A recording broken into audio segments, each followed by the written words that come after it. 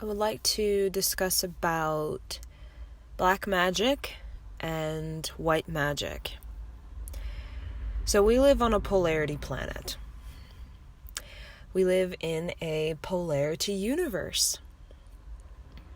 Now, on planet Earth, we have a very dualistic mindset. We view everything as good, bad, saint, sinner, evil, and good. In the cosmos, everything is neutralized.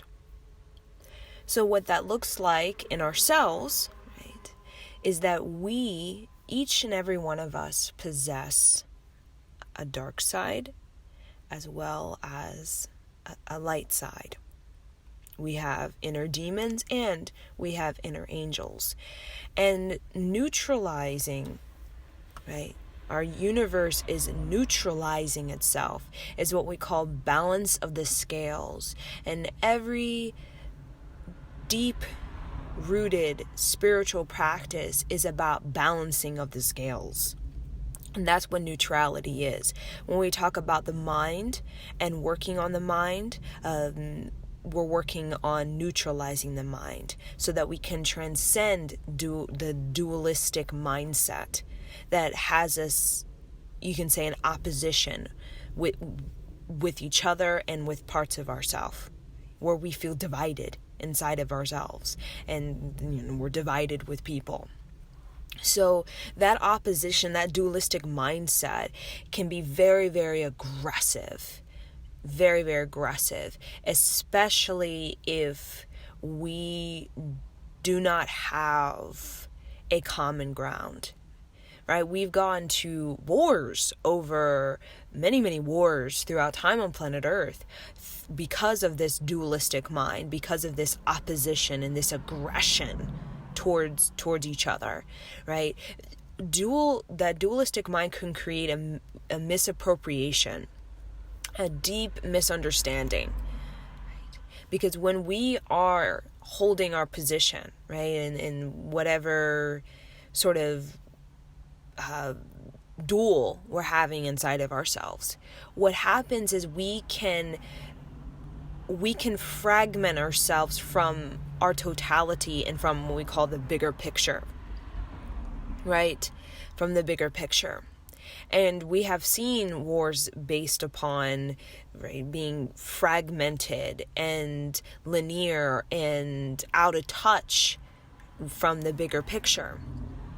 Now, our intuition is our sensor awareness.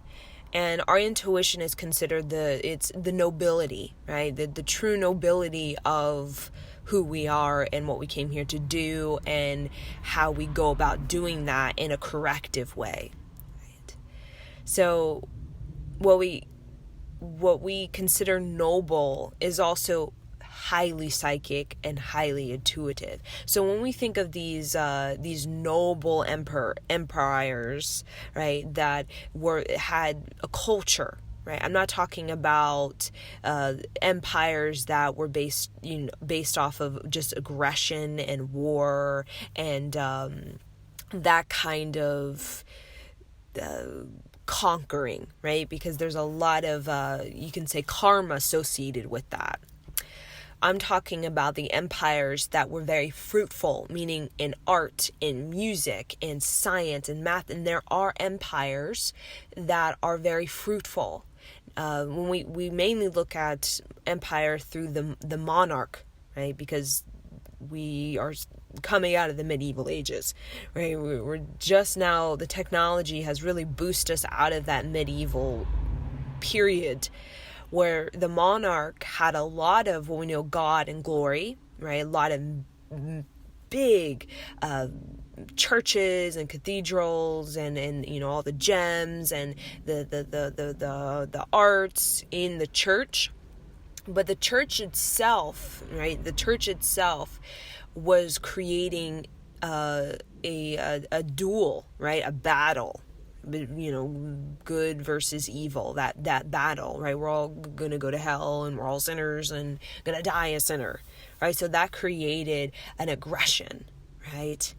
As we know, organized religion in the monarch period has kind of created agitation, right? Because again, it's been misappropriated many times, right? When we get God and glory in the same sort of table, things can get misappropriated, right? Where there is no nobility, there is no intuition. And intuition is like the voice of reason. It's called discernment. And we didn't have a lot of discernment because the monarch was about control, right? It's about control. So I feed you the Kool-Aid, right? We're all drinking from the same Kool-Aid, and that was a form of control, right? To make sure that everybody shares the same belief, right? That if you were to disobey the priest, you're disobeying the king, and therefore you will go to hell, or you be imprisoned, and you're a sinner of, you live a life of bad karma, right? So that is something we've experienced in the realm of our the duel, right? The battle that we have within ourselves. And we've had this battle within ourselves since the beginning of time, right? Either we're on planet Earth or we're on other planets in other planetary systems in this big multiverse. So it's a challenge, right? We say it's difficult, right? It's difficult to balance out the scales within our own life, because we, like Shiva, right? Shiva has a dark side and a light side, is creator and destroyer. And we have both of that, right? Because in order for us to evolve, we do need to deconstruct and destroy energies. Right, so when I think of destroy, I think of deconstruct, I think of revolutionize, meaning you're simplifying it, right? Almost like you're bringing it down into its basic elements so you can refashion it, kind of, right? You can refashion it into what we know as creation, right? A creative new touch of life. So every time we die, that's considered a deconstruction of our physical body, right? We die, our body, decomposes, and we leave our body, right? That's considered as we're destroyed, right? A lot of people say that when we die, it's where we are destroyed. Life destroys us. Time destroys us, right? But that's there so that we can basically decompose, right? So that we can, when we destroy something, we are digesting and we're also reviewing, right? So in death, we have a major review. And whenever we are going through a major sort of, you could say, dark night of the soul, where there's just a lot of things coming down, right? A lot of things are just being kind of brought down, right? Demolished right in front of us. Either that's a mindset, either that's a marriage, either that's a way of living, either that's a location of living. That is simply, we desire, right? Either we're consciously aware of it or our soul is guiding it. We want to bring ourselves back down to our basic, simple, subtle elements, right? Get into that subtle element or subtle body so that we can refashion ourselves into something else, right? And we're constantly doing that, and that's evolution, and that's also revolution. But here on planet Earth, we can get very stubborn. And when I see stubbornness, I also see great agitation, right? It's called the red of anger, right? The red face of anger. And a lot of people hold agitation in their face, then their posture. I mean, it's obvious when somebody has major agitation in their life. It just means there's a great stubbornness, right? And that stubbornness comes from an inability to follow through on your intuition. And if you don't follow through on your intuition long enough, you're agitated by your intuition. You're like, no, right? You become agitated because intuition gives you the biggest difficulty, right? Because it is demanding that you start to function from your soul, your subtle body level of energy. And your soul and subtle body energy is the most expanded energy you have in your physical body, right? And we're stubborn to that because it's difficult, right? Because it demands of us to behave and act and pursue our life in a way that's expansive, And in this life, especially on planet Earth, that is difficult to pursue something of expansion, because it's going to require a lot of determination, a lot of devotion, a lot of charisma, and a lot of enthusiasm. Because when we take that journey of expansion, we're also taking a challenge that expansion calls for, right? Where we have to train ourselves to be a warrior. So everything about planet Earth is a warrior practice. And everything about Mars, Mars was our sister planet. We were twins, right? Mars was the bigger, the older sister, right? But we were twins. We lived on Mars, and then, something went down. This battle went down on Mars, right? This major opposition, and we didn't make it.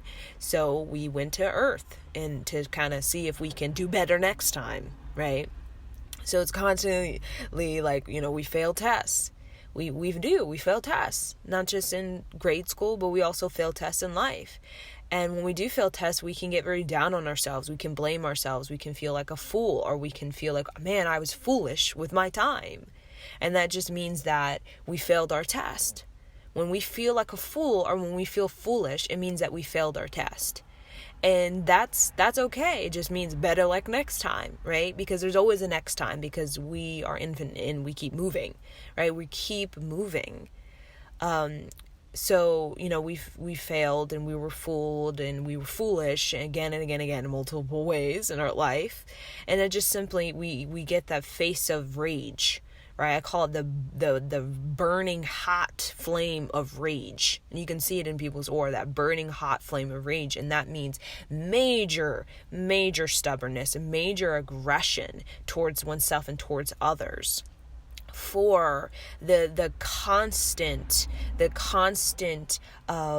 belittlement and the constant neglect of one's honor, right? That's when we talk about the rage, right? We constantly neglect, and we are constantly denying the self-honor that we have to have.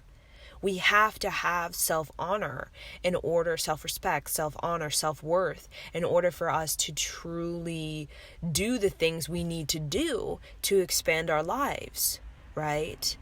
So that rage is when we are constantly neglecting and constantly denying the self-honor, the self-respect, the self-worth that we have to have in order to expand our life. So in the shadow, right? We talk about our darkness, or the entities, the demons, whatever that is. It's our shadow, right?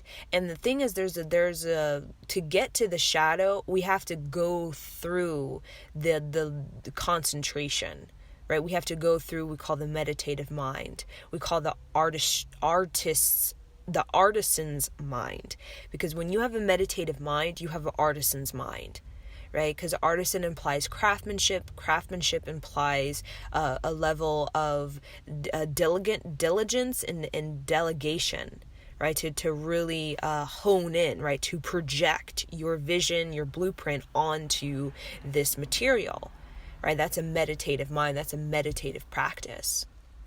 It's a sacred practice, right? So artisans and artistry is a level of concentration. It's a level of, I am pooling my energy together, unifying my energy, and powering it up, and empowering myself to complete this, whatever it is. Because we know, just like a test or major life lesson, it does require a level of study, right? To really pay attention to yourself. Just like any great artist, there's a level of paying attention, not just to what you're doing, but paying attention to the subtle energy, the soul energy that is reaching you, that is wanting to pour through you, that's wanting to expand you. So when we transcend that dualistic living, we start to function from more of a soul and subtle energy, right? An intuitive realm, a sensor awareness. And again, this is our nobility, right? Because think of intuition as self-responsibility, right? People who don't have intuition, they act like fools, and they know they're fools, but they become restless and reckless because they know they're fools, but since they are neglecting their self-honor, they just continue to be fools, right? They're fooled.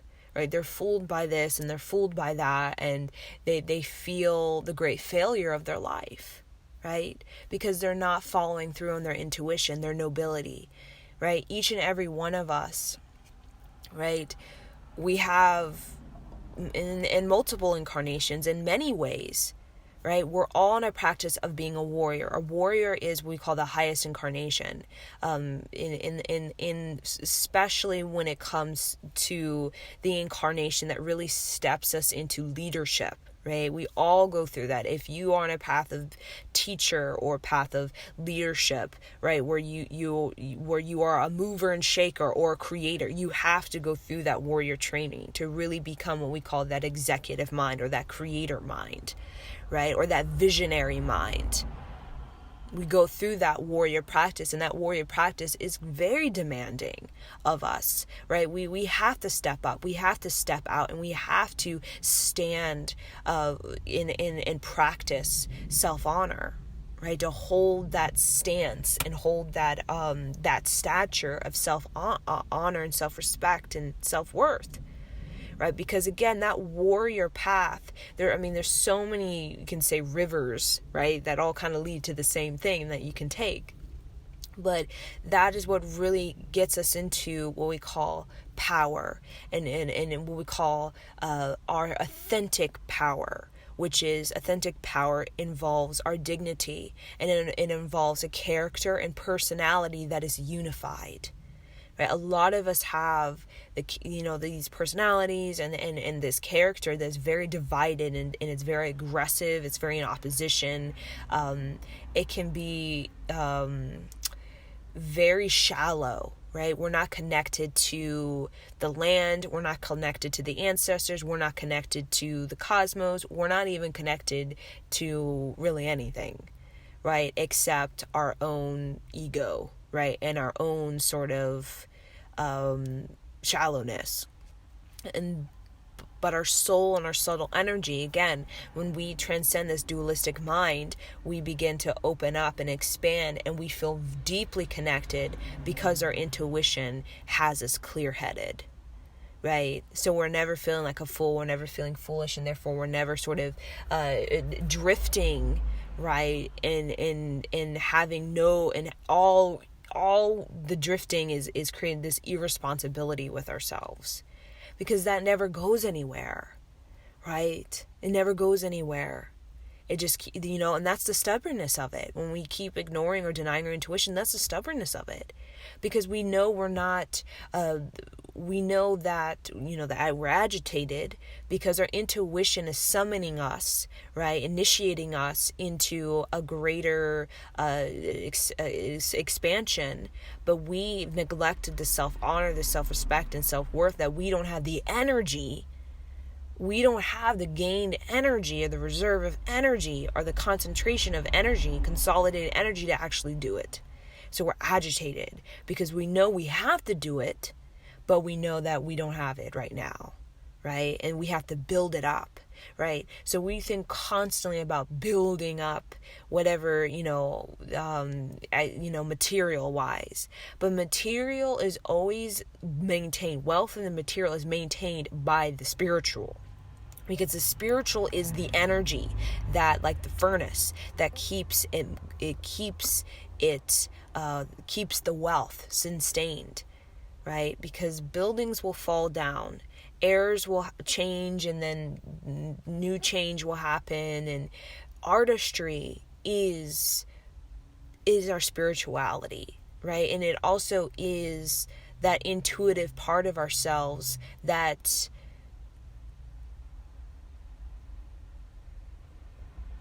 knows how to move forward in a corrective way, instead of moving forward in a I don't know, just kind of, people like hustling and hassling and then just, looking like fools, right? It's just aggressive and creating this commotion and all of that, right? Or copying. There's a lot of fraud, basically, right?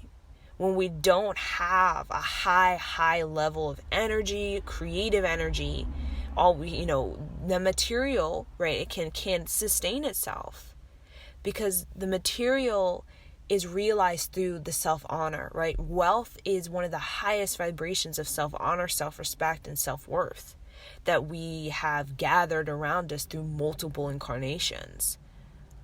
Because we know nobility, right?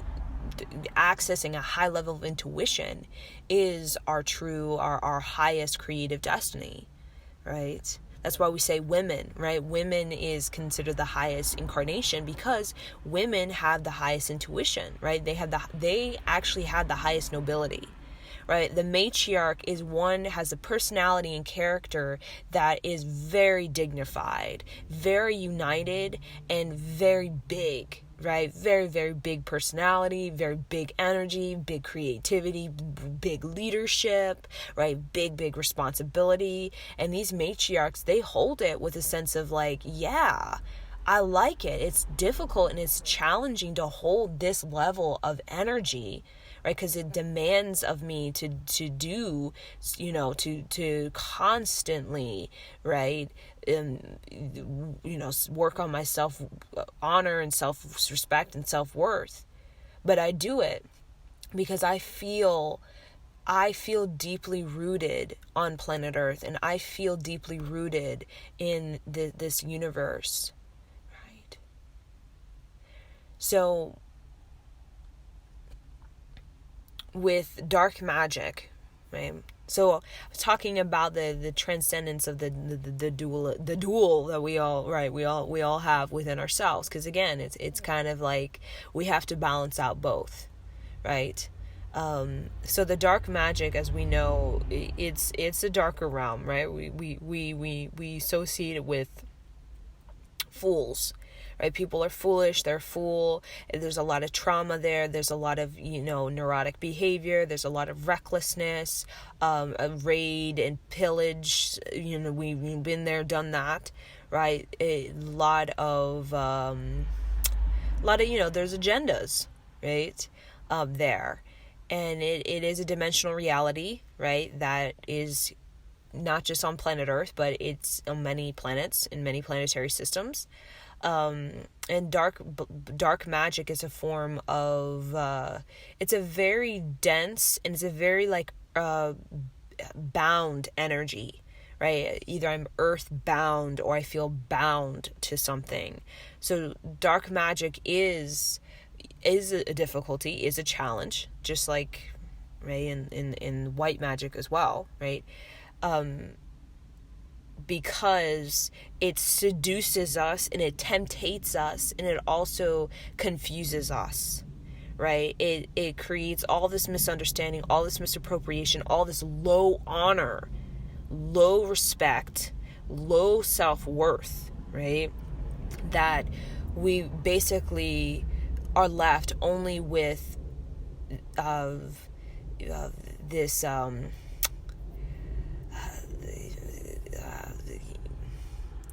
I would say unclear mind, right? Where we don't trust ourselves.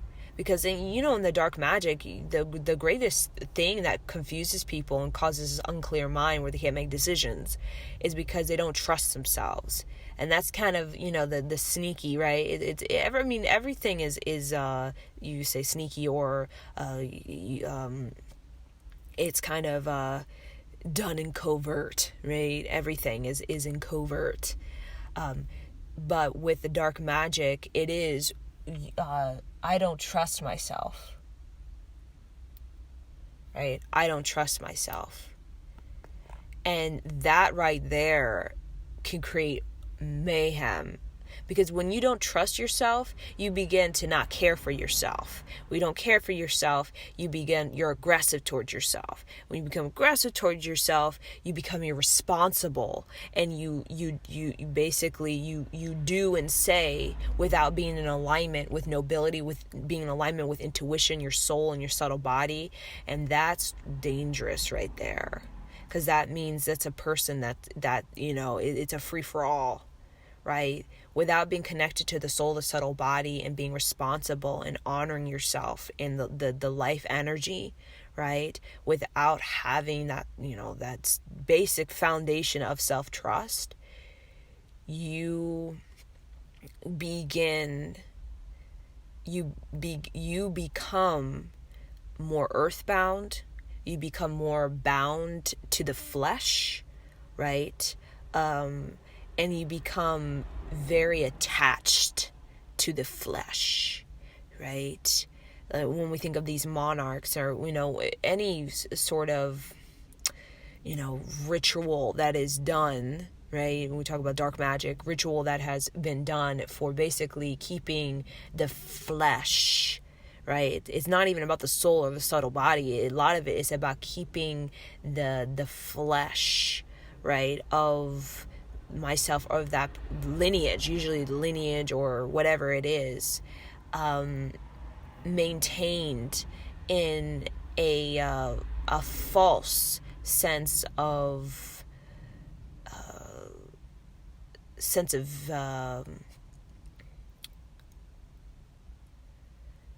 victory. Because there are a lot in the dark magic realm, there's a lot of like this fraud, this kind of like fraud sense of victory, right? Where there's no integrity, there's no nobility, there's just a bunch of illusions, and there's just a bunch of just randomness, and just a bunch of like this presentation.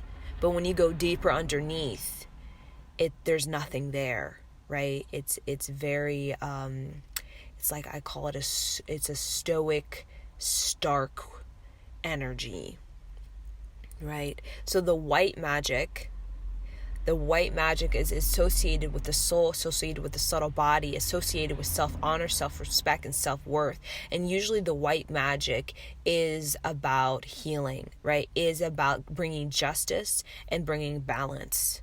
So when we think of the white magic, we think of the Holy Spirit. We think of a ritual done to bring about unity and bring about equality to planet Earth, right? It is done for the ascension of all beings, not for the entrapment or for the enslavement to keep the flesh, right? As long as we just are here in this flesh, reincarnating just through this flesh energy, right, repetitively, like irresponsibly, with no vision, and we're all unclear and distrusting ourselves, the more that we get, we lose our power, right? It's like the more that we just randomly, incarnation, like some people, right, on a planet or whatever planetary system we're in, the more we lose our power, right? And we begin to give our power irresponsibly, or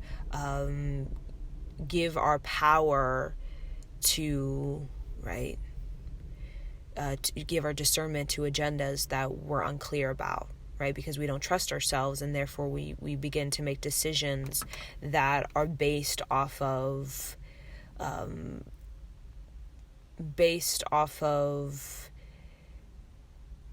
trying to get the upper hand, right? But, right, where we become desperate, and then we become very weak, right? Desperation is a form of weakness. It's a form of your power, right? Your power is not, your intuitive power is needs to be worked on. So white magic we associated as power of unity, of power of creativity, and power of nobility, right? But again, the white magic is through incarnations of really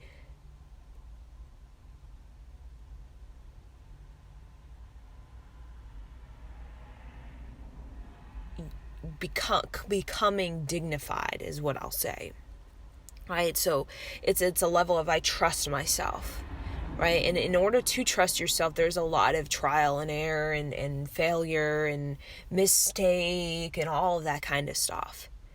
But when that happens, it's not so much, I don't trust myself ever again, and I'm just going to slip into the darkness and then just be, just reckless, right? And just get in, become flesh and earthbound and make decisions that cause huge repercussions, right? Not just, the whole cosmos is watching us. A whole tribe is watching us. Our ancestors are watching us. The ascended beings are watching us to see what we're going to do and how we're going to do it, right? Because on the soul and subtle body, there is no illusion when we, die and we ascend, right? All there is our self-honor, our self-respect, our self-worth, and our responsibility and duty to our intuition and to, right? Intuition is nobility, right? On a deep, soulful level. So white magic is, again, it's everything that has to do with being talented, with being gifted, has everything to do with healing, right? Healing herbs, healing medicine, healing remedies, healing arts, healing science, has everything to do with joining together to gain our power and to ascend beyond our earthbound, fleshy, confused state, right? When we think of that white magic, we think of a ritual, or we think of a sacred prayer that's really about moving us into a higher vibration of clarity of mind. Because a lot of us, in the darker realities, we have no clarity. We don't make decisions. We are, impulsive, reactive, and we're very unsettled. And when you see those darker energies, these beings are very, very unsettled, right? They're very unsettled. They're not grounded. They're not secure within who they are, right? They don't trust their wealth, because they know, right? They seem very anxious about it, because they know on the intuitive level that the wealth is not entirely authentic. When it's not entirely authentic, we know, right? Whatever is not authentic, it doesn't really have much roots or footing or much power to our lives. And not so much about power to other people. We're talking about power to our own lives, right? Our own, because again, wealth is about the person or the lineage. And when it's not very authentic, it doesn't feed us power. It doesn't feed us the nutrients and nourishment we need as a person, as a soul in a physical body, to really remain faithful and trustworthy to our own lives.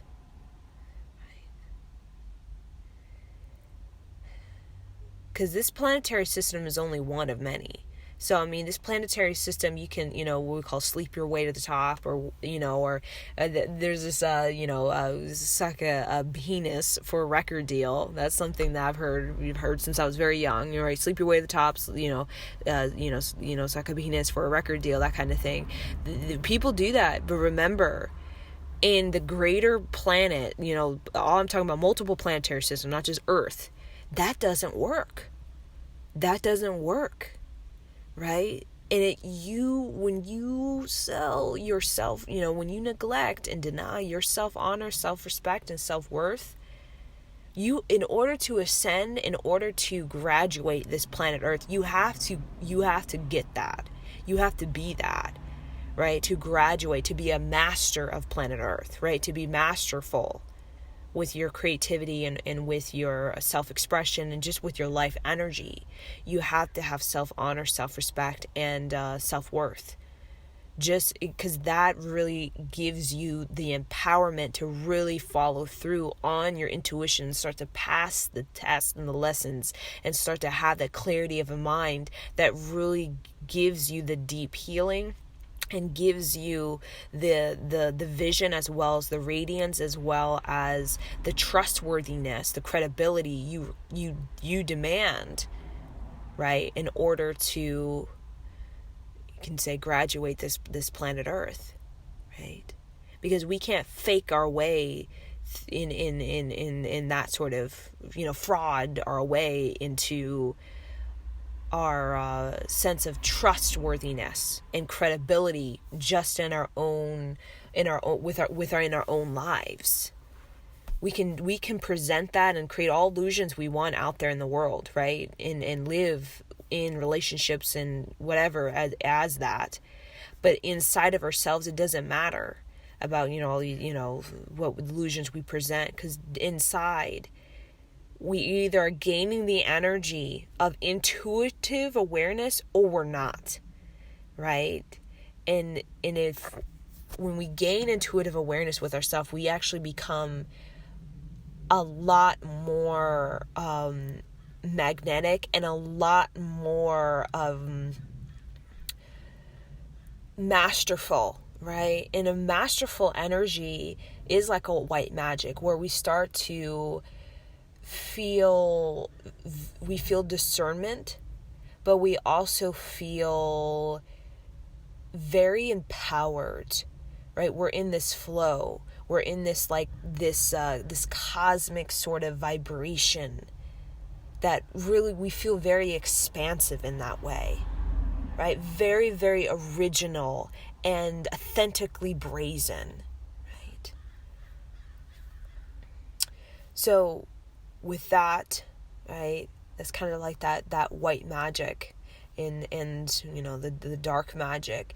And again, we need to manage both, right? We need to have a level of clarity of mind over both, right? And that's what we call the neutral mind. The neutral mind is the greatest discernment we could ever have, right? And the neutral mind is the intuition that we require on planet Earth to not get zapped into anything that is going to cause this mayhem or this internal turmoil or this trouble or this distrust or dislike in ourselves, right? Neutralizing the childhood or the parental programming or society programming or the trauma even is a way for us to gain the discernment that we need to really begin the healing and to begin the self-honor, the self-respect, the self-worth, to really build our intuition. Because before we can, really get into the work, right, we came here to do, I'm talking about incarnations it takes to get to this point where we start to really get into those higher, educational, right, lessons, we say, right, like kind of like in college, right, is we do need to develop like a really strong intuition, right? It's like in college when you start to learn, right, the subject and you start to learn it, you get an intuitive awareness where it becomes almost like it's almost like it, right? It's almost like when you're, in grad school or you're getting your PhD and you just know it, right? Since you've done it so many times and you went over it so many times and you've been there and done that. You've had any sort of failure and failed test and all that kind of thing. You've gotten pretty intuitive about this, this subject of interest, right? And all of us, we have this essence or we have this authentic code that we want to integrate and we want to build up in this physical vessel. That's why we keep coming into a physical vessel on planet Earth, because we want to build up this authentic code and share it, right? We come because we want to share it.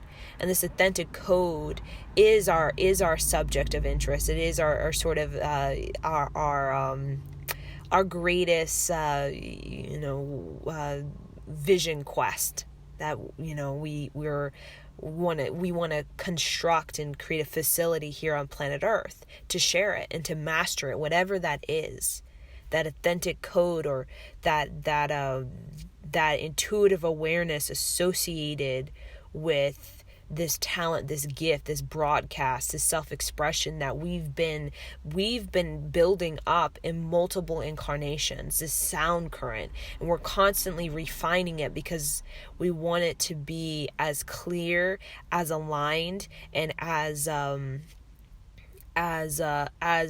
powerful as it could be. Right? It's just like when you graduate and you do your great sort of presentation. Right? You want it to be to be really aligned with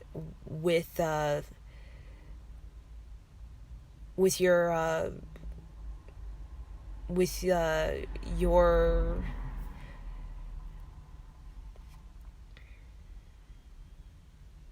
you want it to be aligned with a higher level of creative destiny.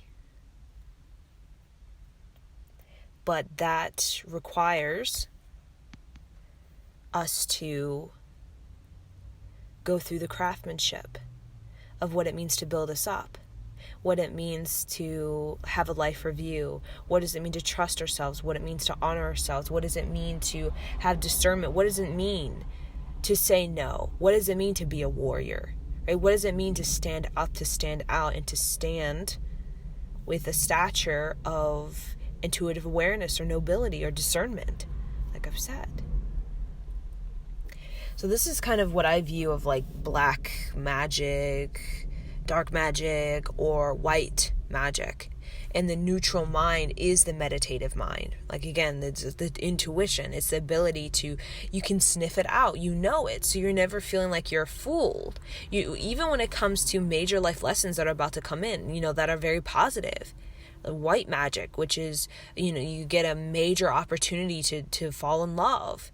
Right? If you're a fool to that, you're going to sabotage it because you are not prepared and you didn't prepare yourself for that. The same thing comes with we talk about sometimes you cross paths with energies, right, in the dark realm that are very, that don't want you to ascend. That, right? That's just what they want you to be stuck with them.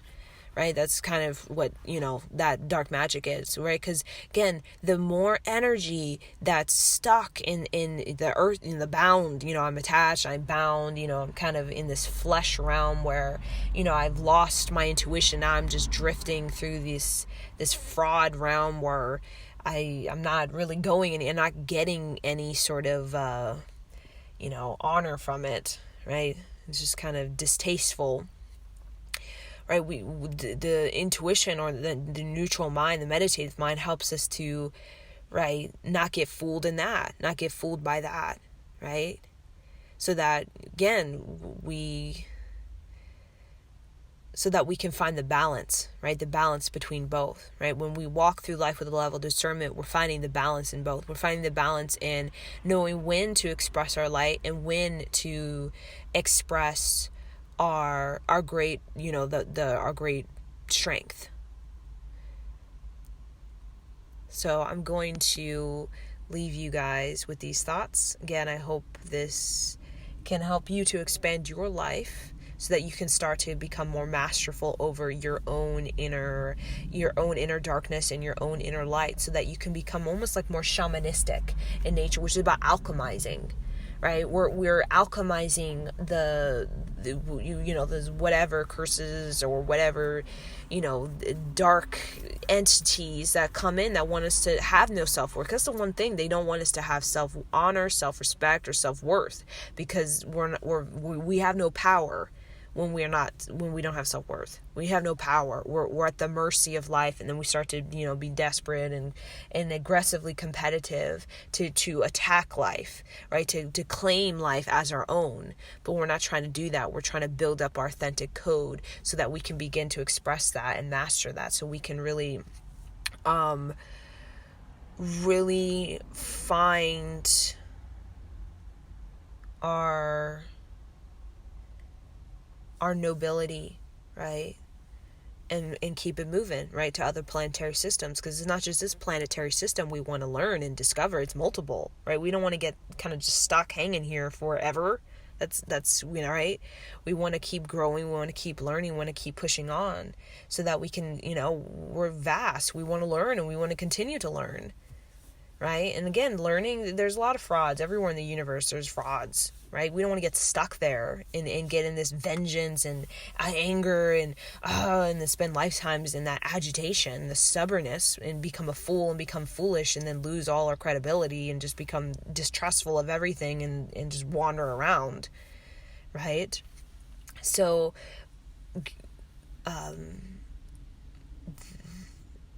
that's why we focus a lot on this white magic, on prayer, on meditation, on, even a warrior practice, because that white magic is about becoming our most expanded self, because the Holy Spirit is what we call we think of Holy Spirit, we think of innocence, right? And out of innocence came energy, and out of energy became duality. So innocence is what we call what everything is born out of, right? It's the mother of all mothers, right? We talk about Mother Earth, Gaia, as the mother of planet Earth, and we talk about the Holy Spirit or the white magic as the mother in which energy came from. And out of energy came duality, right? Out of energy came material, it came geometry, and out of that, again, it came this sort of this dualistic mind, right? Because you got contrast, and you got hierarchical, you got vertical, horizontal energy, and you start to get into, right, a spectrum, a range. You start to get into dimensions, right? So out of innocence, right, this Holy Spirit came energy. Out of energy came dimensions, right? Dimensions of self. And out of dimensions, we started to get personality. We started to get character. We started to become dynamic, well-rounded. We started to get talented and gifted. We started to get very self-expressive, and we started to have creativity out of dimensions, because dimensions is in the bigger picture, it's an expression of multiple personalities and character, and it's very dynamic. It's very well rounded, and it's very, very sort of spherical, like fifth dimensional. That's creativity right there. When we think of a tree, it's a 5D energy, right? The trees especially, very, very 5D energy, and beyond.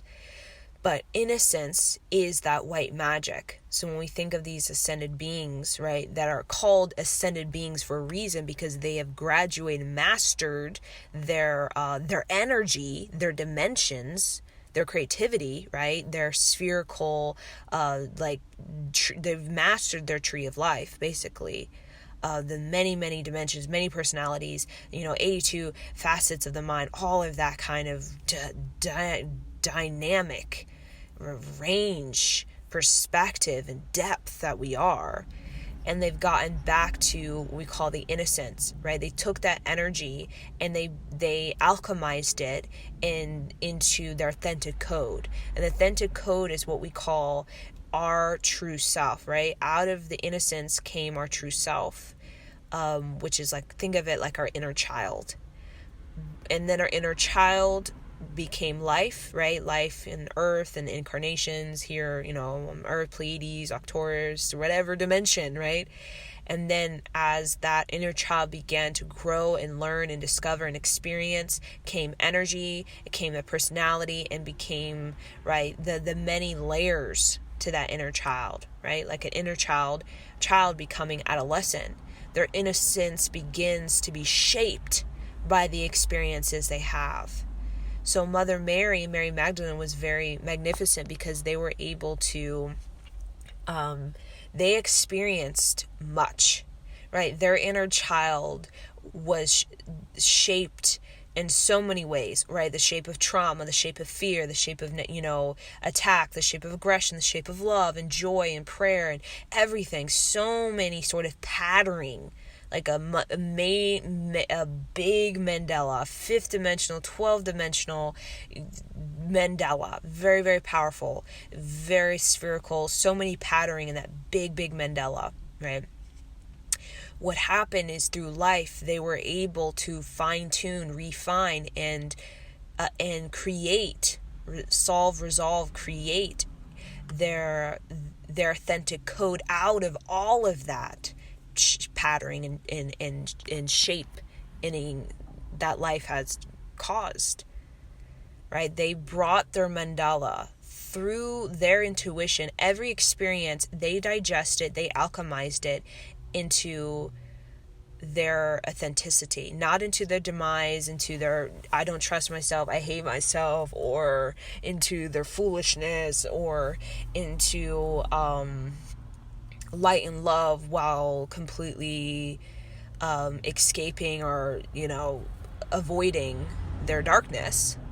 They took experience and they alchemized it into their authenticity. And that's why when we think of Jesus or Mother Mary or Mary Magdalene or all these sort of ascended beings, we think of a mandala like a key to the innocence of who we truly are. So when we connect with Archangel Michael, we're connecting with a key to unlocking a pathway to our innocence, or a pathway to a pathway of alchemy that returns us back to our inner child, or our warrior spirit, or our intuition, or clarity of mind, or our talent, or our tool, or why we came here, right? Our assignment or intention or mission, right? And in these ascended beings, how they have graduated is through that intuitive awareness that they have gotten so gifted at. They became like a tool. Their energy, the being itself, is a tool. It's like a vortex itself, a tool, like a machine or a technology. They've made their life like a technology, an art of like a toolkit, right? Like a remedy to, or a remedy, or a key to one's liberation in many ways, right? We're all being liberated in many ways, different ways. But it's all one liberation is leading to all liberation within us.